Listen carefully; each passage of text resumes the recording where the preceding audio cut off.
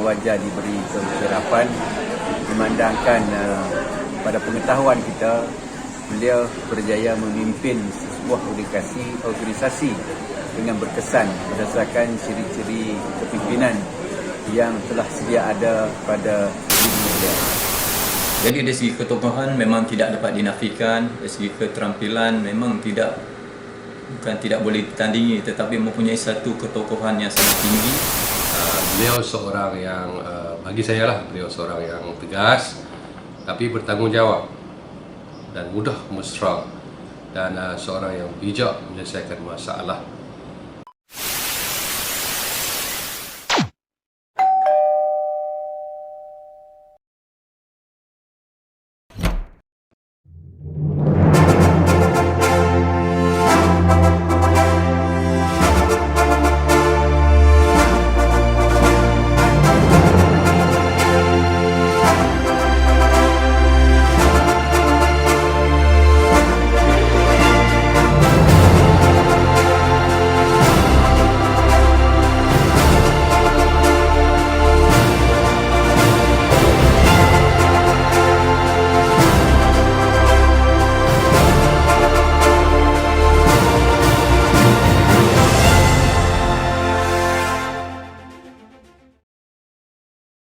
Education ni kita kena ingat, education is a collective effort.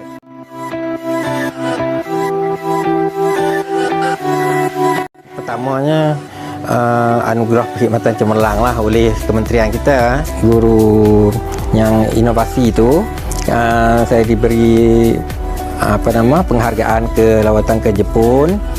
Saya dianugerahkan PJK, Pingat Jasa Kebaktian oleh Kerajaan Negeri Pulau Pinang, dan selepas itu saya dianugerahkan di SPN oleh Kerajaan Negeri Pulau Pinang yang membawa gelaran Datuk lah. Jadi saya diminta untuk buka PPD Utara lah, pejabat sementara tu, Sekolah Rendah Hashim Mawang. Kita buka di situ. Saya timbalan dia.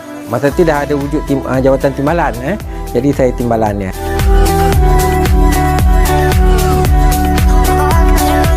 Bila saya berada di sana, di kementerian itu, masa itulah berlaku COVID, dan bahagian pengurusan sekolah harian diberi tanggungjawab yang sangat berat lah untuk kita kendalikan dari segi semua SOP yang ada sekarang ni. Ia kita bina daripada mula di bahagian pengurusan sekolah harian. Kita mula bina, walaupun dia mulanya ada kelemahan sana sini, tapi akhirnya kita gilap dan sebagainya. Saya dan juga tim saya di bahagian pengurusan sekolah harian, kita rasa kita telah memberi satu sumbangan yang terbaik lah kepada pihak kementerian dalam menguruskan COVID-19 itu di sekolah-sekolah kita di Malaysia ni.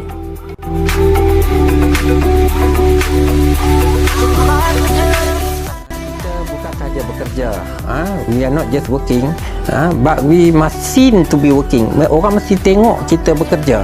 Kalau di peringkat antarabangsa itu, saya telah dilantik sebagai pengurusi MESI. MESI ini adalah Malaysian American Commission Education Exchange, iaitu pertukaran pelajar Amerika ke Malaysia ni. Dipanggil Fulbright program. Jadi saya pengurusi, dan pengurusi ini dia antara dua kementerian, iaitu Kementerian Pendidikan Malaysia dan juga Kementerian Pengajian Tinggi. Dan saya juga telah diberi kepercayaan oleh Kementerian Perumahan dan Kerajaan Tempatan untuk menjadi ahli lembaga pengarah SW Corps, iaitu pengurusan sisa pepejal yang ada lah di KPKT itu.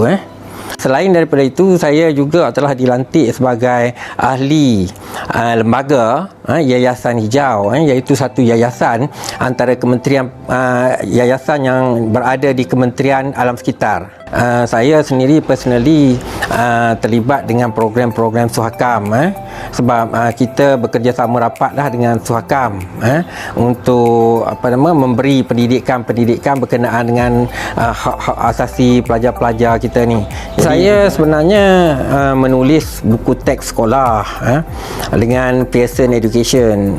Saya menulis buku teks sekolah, iaitu buku teks bagi mata pelajaran geografi, iaitu saya tulis pertama untuk tingkatan 3, tingkatan 1, tingkatan 5, dan ada buku-buku tambahan untuk tingkatan 6 untuk mata pelajaran geografi.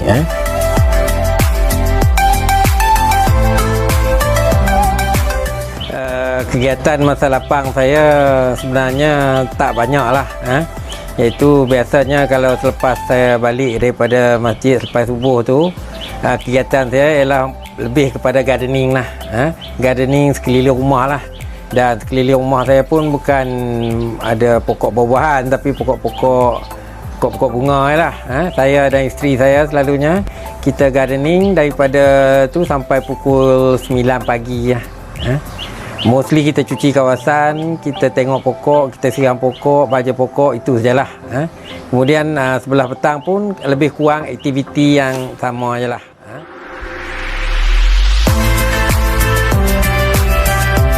Jadi saya sampai hari ini saya masih tak boleh lupa kenangan-kenangan yang sangat menyeronokkan bila berada di Sabah tu.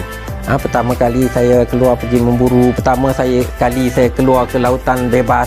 Walaupun saya duduk di Pulau Pinang selalu naik feri, tapi bila pergi ke Sabah tu, lautan luas tu, dia amat berbeza.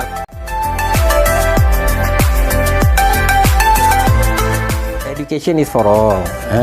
Dari segi pendidikan ni, kita nak bagi pendidikan kepada semua, bukan saja untuk orang kata kanak-kanak arus perdana, tapi kanak-kanak yang ada special needs, yang ada keperluan khas.